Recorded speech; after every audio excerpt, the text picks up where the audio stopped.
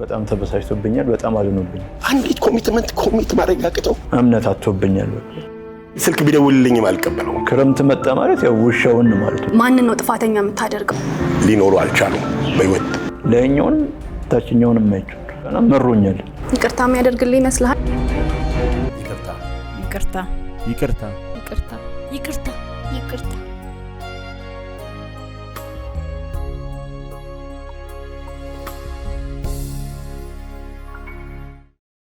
ሰላም ተመልካቾቻችን፣ የተጣሉትን የምናስታርቅበት እርቅ የምናወርድበት የእርቅውን ፕሮግራማችን ተጀምሯል። እናመሰግናለን። በቅድሚያ እንኳን ደህና መጣ። እንኳን ደህና ቆያችሁ። እስቲ ራስን አስተዋውቅልን። እኔ ስለሽ ሰለሞን እባላለሁ። አያራቅ ቀበሌ ነው ተወልጄ ያደግኩት። አያራቅ ቀበሌ።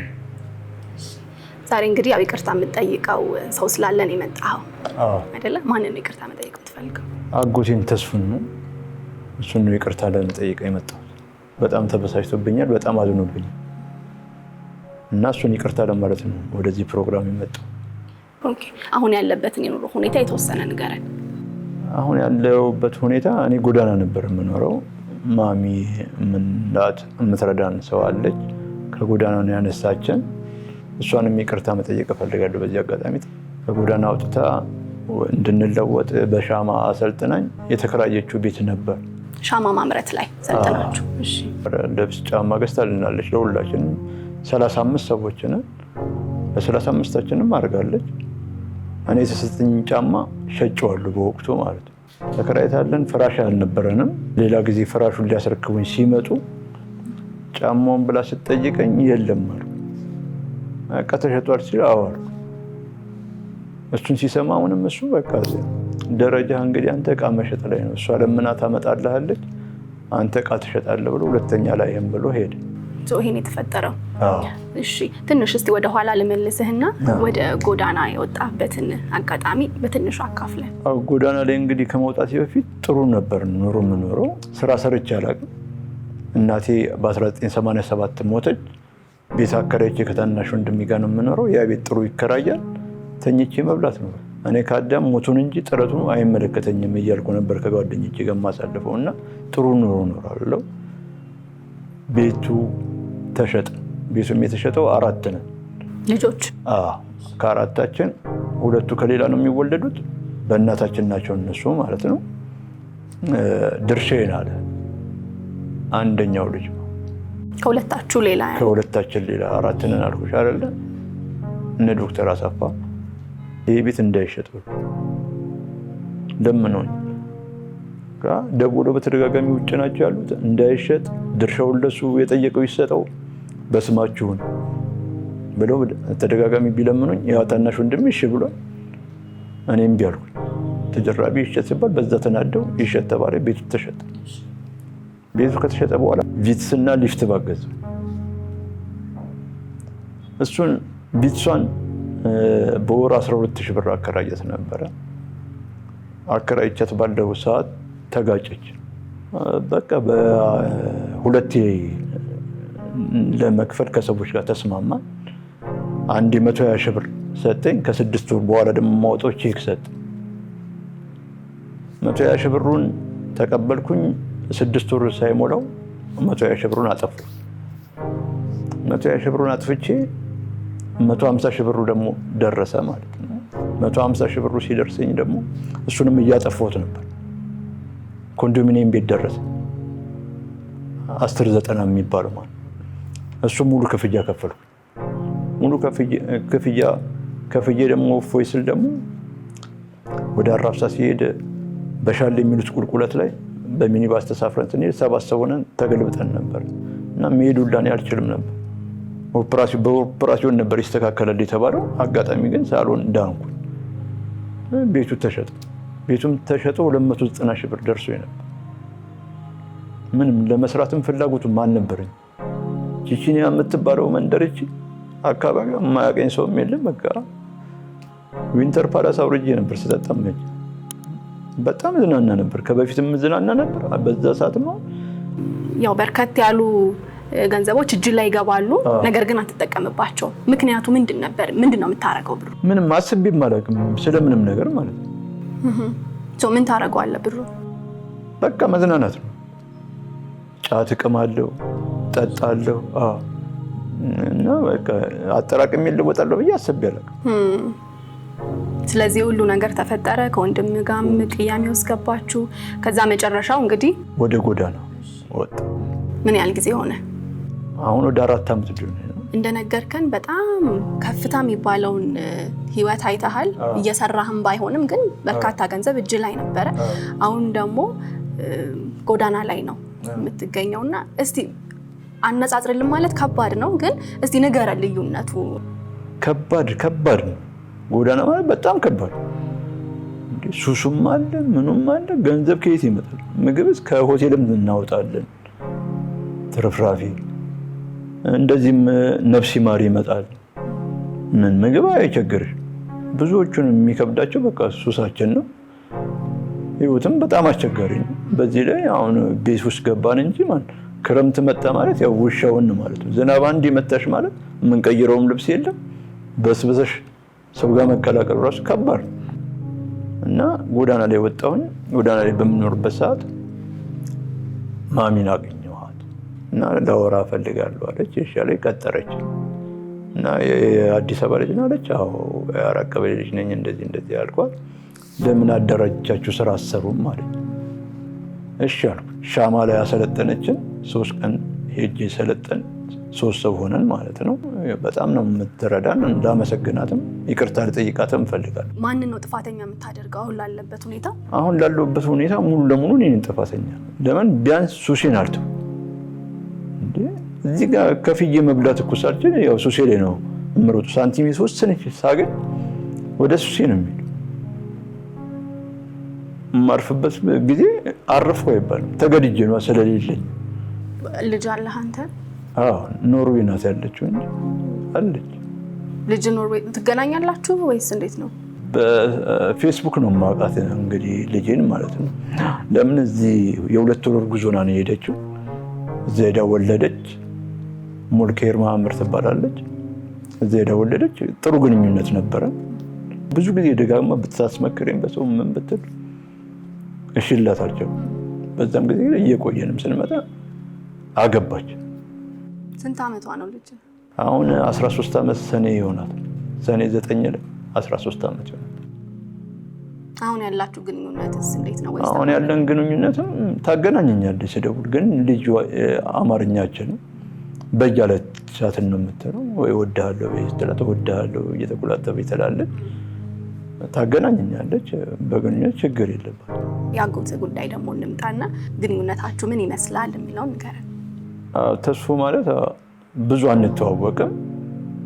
ብቻውን ጎዳና እንደወጣው የአልማዝ ልጆች ስንባል ያው የማዘር ዘመዶች ሲባል የት ደረሱ ምን የሚለውን እዛ ውጭ እያለ ነው የሰማው።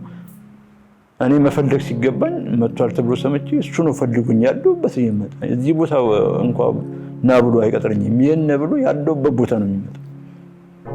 ስሰራ ማግኘት ብቻ ነው የሚፈልገው። ያን ነገር አላገኘም።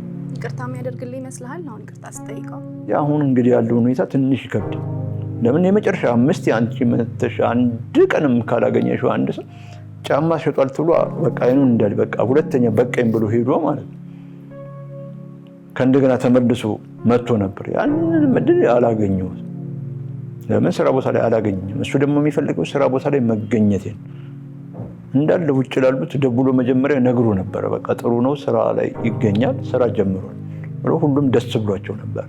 አለማየሁ ጎሹም አለ ወንድሜ፣ አጎቶቼ ሁሉም በቃ ሊረዱኝ ተረባርበዋል። ያንን እድል እንግዲህ አሳጥቼዋለሁ። እምነት አጥቶብኛል። በቃ አብሶ ጫማ ተሸጠ በሚለው ሌላ ነገርም ቢሰጠው ይሸጣል እና ያ ቤቱን ማሸጡ ራሱ ጥፋት ስለሆነ ኦል ፋሚሊም በቃ ይቅርታል። ለምን የማዘር ቅርስ ነው ብለው ነው የሚያምኑት። እሷ በህይወት ባስኖርም ቤቱ መኖር አለበት። በቃ ያው ቤተሰቦች አቅም አለ። በቃ ጎዳና መሮኛል።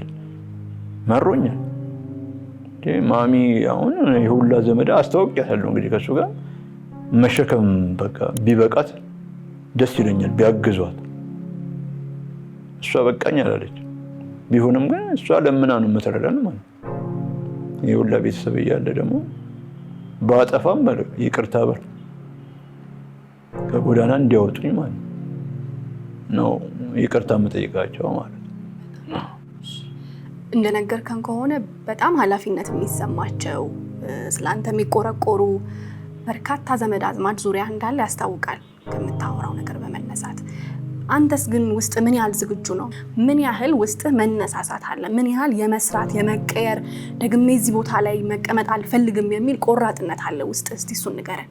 ላይኛውንም ታችኛውንም አይቼው አሁን ላይኛውንም ጣራውን ልንካስ አይደል ታችኛውንም ልወርሳል መሀል ላይ ሆኜ እየሰራው መኖርና መለወጥ ነው የምፈልግ። ለምን አሁን ከእድሜ አንጻርም አሁን ሳየው አሁን 44 ዓመት ባደርሽ ቁጥር እድሜሽም እየከዳሽ እየሄደ ነው። በቃ ያ ነገር አሁን ከተወሰነ ጊዜ በኋላ በእንደዚህ ህይወት ውስጥ ካለው ለአንኖርም ይችላል ባንኖር እዚህ እና እንዲደርሱ ጥሪ ያደርጋለሁ። አጥፍቻለሁ ይቅርታ። አንተን አእምሮ ነፃ ስለሚያደርግ ይቅርታ ሁልጊዜም የሚበረታታ ነገር ነው። ይቅር ማለት እና ይቅር አለማለት ደግሞ በምትጠይቀው ሰው ላይ የተመሰረተ ነው የሚሆነው አይደለ? አሁን ይቅርታ ቢያደርግልህ ምን ያህል ደስ እንደሚልህና ያደርግልኛል ብለህ እንደምትጠብቅም ነግረህናል። ግን በተቃራኒ ሆኖ አይ አጥፍቷል ይሄ ልጅ ይቅርታ ብለው የሚመለስ አይደለም፣ በፍጹም ይቅርታ ላደርግለት አልችልም አልፈልግም ቢል ምን ይሆናል ምላሽ? ከራሴ ግማሹን አውርጃለሁ ብዬ አስባለሁ። ይቅርታ እንዲያደርግልህ እንመኛለን።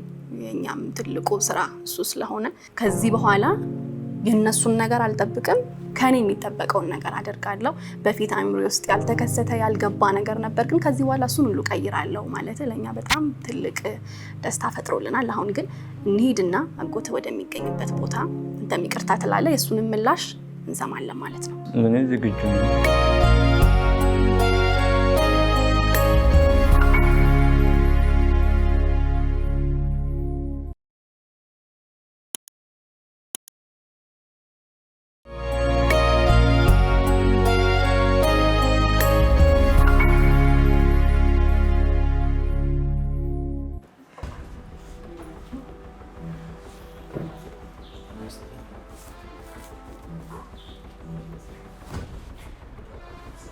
ሰላም እንደምን አላችሁ? ሰላም እንደምን አላችሁ? እንደምን አላችሁ? እግዚአብሔር ይመስገን። እንደምን አላችሁ? ሰላም እንደምን አላችሁ? እሺ አረፍ ይበሉ። በጣም እናመሰግናለን። መጀመሪያ ፈቃደኛ ሆናችሁ ወደ ዝግጅት ክፍላችን ስለመጣችሁ። የኛ ፕሮግራም እርቅ ይሁን ይባላል። እንግዲህ ከስሙም እንደሚያመላክተው የምናስታርቅበት የተለያየን የምናገናኝበት ፕሮግራማችን ነው። ዛሬ ከእናንተ ጋር ያገናኘንም ጉዳይ እናንተን ይቅርታ መጠየቅ የሚፈልግ ማመስገን የሚፈልግ ባለ ታሪክ ስላለን ነው። ግን ከመጀመራችን በፊት እሱን ራሳችሁ እንድታስተዋውቁ እድሉን ልስጣችሁ። ወይዘሮ አበበች እባላለሁ። እኔ የምሰራውም ጎዳና ላይ ነው፣ የጎዳና ልጆች ላይ ነው የምሰራው። እኔ ተስፋ ያበራ እባላለሁ፣ የምኖረው አሜሪካ ነው። እኔ ቤተልሔም እባላለሁ። ሻምበል ስዩም እባላለሁ እኔ። ስለዚህ ቀጥታ ከመግባታችን በፊት ባለ ታሪኩንም ከመጥራታችን በፊት የተወሰነ ከእናንተ ጋር ቆይታ እናድርግ። ያው ስለሺ ነው፣ እርሶም በቅርብ ያውቁታል። እየነገረን ነበር ምን ያህል እንደረዱት በህይወቱ ምን ያህል ሚና እንዳለው እርሶ እየነገሩን ነበር። እርሶም ደግሞ ያው ዝምድና አለ፣ የስጋ ዝምድና አለ። ቀደም ባለው ጊዜ ያን ያህል መቀራረቡ ባይኖርም አሁን እንዳሉት ወደ ሀገር ቤት ከገቡ በኋላ ግን ሊረዱት በጣም ይፈልጉ እንደነበረ፣ ነገር ግን እሱ በተለያዩ ምክንያቶች በራሱም ችግሮች መገኘት እንዳልቻለና ይቅርታ መጠየቅ ስለሚፈልግ ነው ዛሬ እዚህ ቦታ ለመገኘት ምክንያት የሆነን ማለት ነው። እስቲ አንዳንድ ነገር ከእናንተ እንስማና ስለሺን እንዴት አወቁት? ምን ይሉናል ስለሱ? ስለሱን ጀምር። ስለሺን ሳውቀው ጎዳና ላይ ነው፣ ሳልተምት አካባቢ ነው። እኔ በብዛት ከጎዳና ልጆች ጋር ነው ውሎዬ፣ ምሽቴም ብዙ ሰዓት የማሳልፈው ከነሱ ጋር ነው። ከኔ ህይወት በላይ ወደ እነሱ ህይወት ላይ ነው የማዘነብለው። ስለሺ በጣም የሚያሳዝን ልጅ ነው። ሳገኘውም ዝም ያለ ነው። እንደ ሌሎች ልጆች አያስቸግረኝም። የሚረዳ ልጅ ነው ስለሺ። ጥሩ ልጅ ነው፣ መልካም ልጅ ነው። እዚህ ጎዳና ላይ ወጣው ፈልጎ ፈቅዶ አይደለም። ማንም ሰው ጎዳና ላይ ፈልጎና ፈቅዶ የሚወጣ የለም፣ በገጠመኝ ነው። እያንዳንዱ ጎዳና ላይ ያለ ልጅ የራሱ የሆነ ታሪክ አለው። ግን ቀርበን ያወራናቸው ጥቂት ሰዎች ነን፣ አላወራናቸው። ልንመልሳቸው ደግሞ እጅግ በጣም እንችላለን። ስለሺ የሚያሳዝን ልጅ ነው።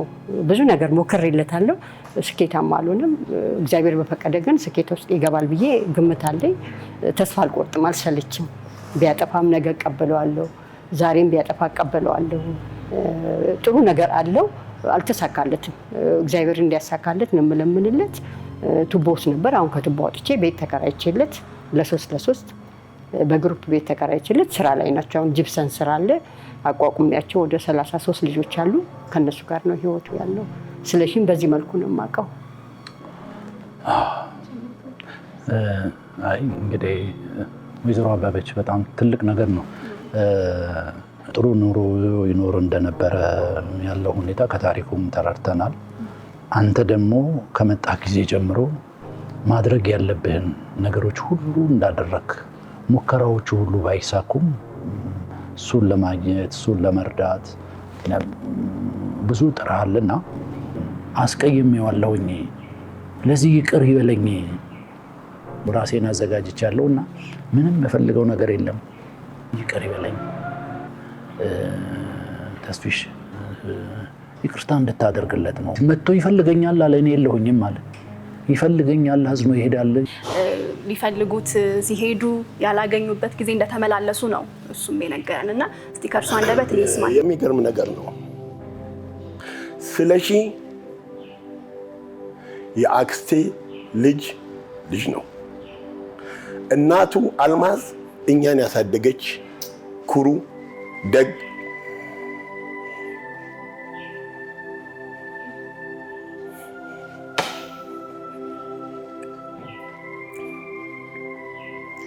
ግን እሷና የኔ እህት እኛ ሁላችንም ቤተሰቦቹ ብዙ ሰው ለመርዳት በምንችልበት ጊዜ እህቶቻችን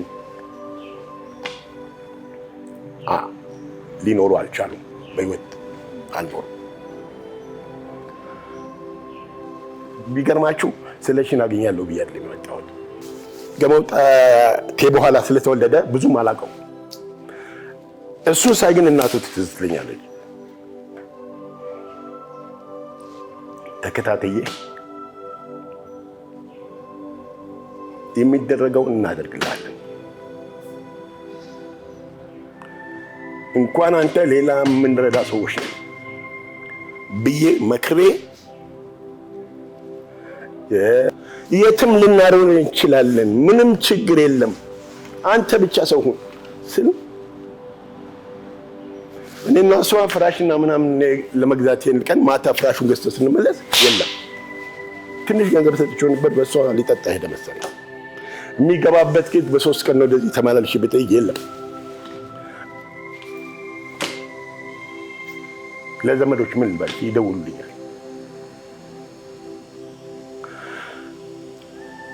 እና አንድ ቀን አገናኘችኝ፣ ነገርኩት። ይችን 2 ሳምንት እኔ 1 ወር ለምኖረው እዚህ ይችን እንኳን እንትን አድርገን መቆየት አልችልም። አትሊስት ምን አለ እንደው ሊቀባ እንኳን የሚችለው ነገር አሳይተኝ ብሄድ ለኔ ለራሴ አልሆነም። ከዛ ወዲህ ስልክ ቢደውልልኝም አልቀበለውም። ምክንያቱም ወንድሞቹ ፕሮፌሰር ወንድም አለው፣ ኤኒ ታይም የፈለገውን ሊያደርግልህ ይችላል። ታክሲ ገዛልሃለሁ፣ ተማር፣ ጋራጅ ግባ ቢለው እምቢ አለ። መጥቶ አስገብቶት ሄደ። 2 ቀን ብቻ ስርቶ ጠፋ። ታዲያ ለምን አልገዛለትም ስለው አንዲት ኮሚት ማረጋግጠው 1 ወር ተማር ነው ያልኩት። 1 ወር ጋራጅ እምቢ አለ፣ ጠፋ። እኔ ሁልጊዜ የማስበው ምንድነው፣ ሁልጊዜ ችግር አለ፣ ችግር ይደርሳል። ችግር ከደረሰ በኋላ ዘንዋት አሁን ምን እናድርግ ነው። እኔ ቂም አልይዝም። አሁንም እንችላለን። አሁንም ራሱን ጠብቆ 2 ወርና 3 ወር ካሳየን የሚፈልገውን ታክሲ ቢፈልግ ይገዛለታል፣ መኖሪያ ቤት ቢፈልግ እናደርግለታለን። ምንም ችግር የለም። እሱ ነው ችግሩ። እሱ አንድ ነገር ማሳየት አለበት። አትስራ ግዴ ግን አትሊስት ራስህን ሰውን አንተ ጥሩ ሆነ የምትኖርበትን እና የምትሻሻልበትን መንገድ ለመፈለግ ነው። ናልኩት በሚቀጥለው ቀን ማግኘት አልቻለም። ይሄንን ጥፋቱም እሱም አምኗል። ለዛም ነው እኛ መንገድ ለመሆን እናንተ መሀል የገባ ነው። ምክንያቱም መልሶ እዚሁ ነገር ውስጥ የሚዘፈቅ ከሆነ እኛንም ለሀሜት ነው የሚዳርገን። እውነት ለመናገር ይቅርታ ተደርጎለትም ቢቀየር ተስተካክሎ ብናገኘው ለእኛም ኩራት ነው የሚሆነው እንደ ፕሮግራም ክፍልና አንስተንበታል። ይሄንን ጥፋቱን ሙሉ በሙሉ አምኗል። ከዚህ በኋላ አዲስ ሰው ለመሆን ተዘጋጅቻለሁ ነው ያለውና የተዘጋጀን ሰው ደግሞ እግዚአብሔርም ፈጣሪም ይረዳል። እናንተ ካላችሁ በእኛ ፋሚሊ በኩል ፕሮሚስ እገባለሁ የሚደረገውን በሙሉ እናደርግለታለን። ምንም ችግር የለም። በጣም ጥሩ። እሱን ትመክራላችሁ እንደ ቤተ ዘመድ ቁጭ ብላችሁ። አሁን እንጥራውና ከእርሱ አንደበት አለ እንዴ? እሱ ቀጥታ ይቅርታ ይጠይቅ ይምጣና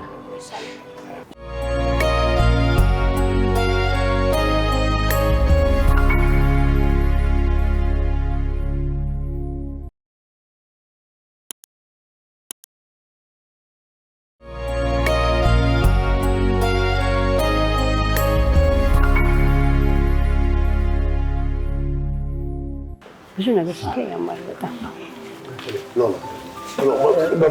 ፍለሽ ኖ don't do that.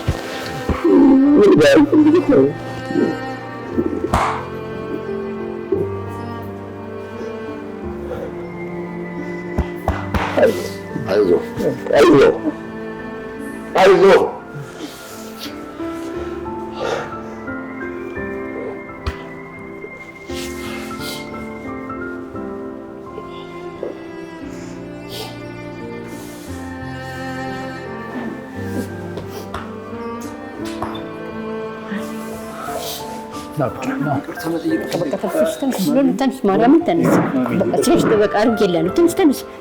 በየደቂቃው እኮ ነው። ችግር የለውም። ችግር የለውም። አንተ ብቻ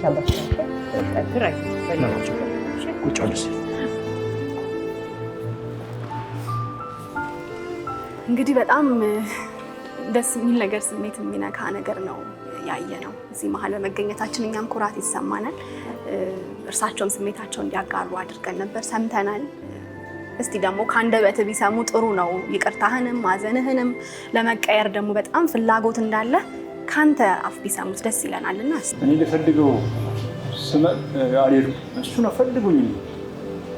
ከውጭ ብዙ መጥተው አውቃለሁ እዚህ ቦታ ና ይሉኛል እንጂ እንደዚህ ፈልጉኝ የመጣ ሰው የለም።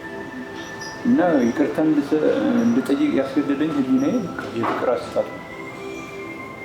እና አሁንም ይቅር በለኝ ይቅርታ በድያለሁ።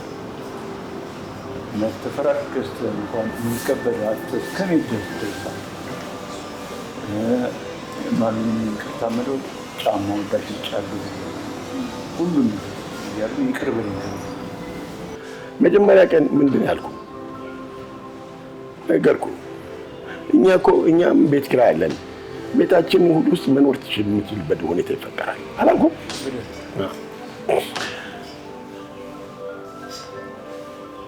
ያም ሆነ ምንድን ነው መሰለህ አሁን በአንተሜ የነበረውን ችግር ትናንትና ወዲያ ደግሞ እኔ እናንተ ያደረግነውን ችግር እንርሳና ከዛሬ እንጀምር። ታውቃለህ፣ አሰፋን ታውቀዋለህ ምን አይነት ሲሪየስ ሰው እንደሆነ እና አንተ ራስህን ብቻ ራስህ ሰውን መሆን አሳይ። በቃ ሌላ ነገር የምንጠይቀው ነገር የለም። በገንዘብም አይደለም በመኖር ገንዘቡን እኛ እናውጣ። አንተ ግን በመኖር የተሻለ ነገር ምረጥ፣ የተሻለ ሁኔታ ምረጥ፣ የተሻለ የምታሳያቸውን ነገሮች አድርግ። በቃ ይሄን ብቻ ነው። ሌላ ነገር ምንም የምንጠይቀው ነገር የለም። ገብቶሃል? ደማችን ስጋችን ሁላችንም ጥሩ ታውቃለህ። የኛ ፋሚሊዎች እንዳለን ሁላችን ትንሹ እንኳን። ስለዚህ ለምን አንተን እንለያለን? ገብቶሃል? ምን ስለዚህ እሱን በኔታው ግን ራስህን አትሊስት አሳየን። ለራስህ ፕሮሚስ ግባ። እኛን እንመልከተው። ያን ገባ በቃ ይሄን ነው እንዴ ማለት ያኔም ያልኩህ ይሄን በቃ ያ ነው። ስለዚህ ይሄን ቃል የምትገባው አሁን አንተ ይኸውልህ ቃል መግባት አለብህ። አትሊስት እኛ የሚያስፈልገውን ነገር ለማድረግ በማንኛውም መንገድ ዝግጁ ነን። አንተ ግን ራስህን ለራስህ ሁን። አንገሽግሾኛል። ይህ ኑሮ ማለት በጣም አንገሽግሾ። ከዚህ በላይ እንግዲህ ራሴን ላለመቀየር የሚያግደኝ ነገር ያለ አይመስልም። ለምን ጥሩ ህይወት ውስጥ የነበርኩ ሰው ነኝ። ያንን አጥቼ በራሴ ጥፋት እዚህ ደረጃ ደርሻለሁ። ስለዚህ አሁን ይህንን ኑሮ ደግሞ አየሁት። እንግሽግሽ የሚኖሩ ምርር ብሎ አንዳንዴ ዝም ብዬ ሳወራ ራሱ እያበድኩ ነው ላምልበት ደረጃ ላይ ያለሁት ማለት ነው። እሷ ደርሳ አንስታን እንደዚህ ደረጃ ተስፋ ባናገኝ በጣም ራሴን የጠየቀው ነበር። ብቻዬን ሳወራ እያበድኩ ነው የምልበት ደረጃ ላይ ነው ደርሼ የነበረው ማለት ነው። በአጋጣሚ እሷ ናት አንስታ። እሷን አሁን በጣም ነው የማመሰግነው። ሳጠፋም ተቆጥታ ነው። እንደውም ካጎቴ ሁላ አጣላሽኝ ብያት እሷ ተናግሬያታለሁ አሁን እና አሁን ደጋግሜ ይቅርታ ነው የምጠይቀው ማለት ነው። መመለስ ነው ዋናው ነገር። ያን ጥፋት ያለፉት ነገሮች አለ። ተስፍሽም የሚለው ራስን ለውጥ፣ ራስን ወደ ራስህ ተመለስ። ቤተሰቦች፣ ጥሩ ዘመዶች አሉ፣ ሊረዱ የሚያስቡ ሰዎች አሉና በለጠ ብዙ ነገር መነጋገርም አያስፈልግም። ስለሺም ጋሽ ተስፌም ያበበችንም እንኳን ደስ ያላቸው ነው የምንለው። በቃ እንኳን ደስ ያላቸው ነው የምንለው። እንኳን ደስ ያላቸው ነው በቃ ይሄ ነው በቃ።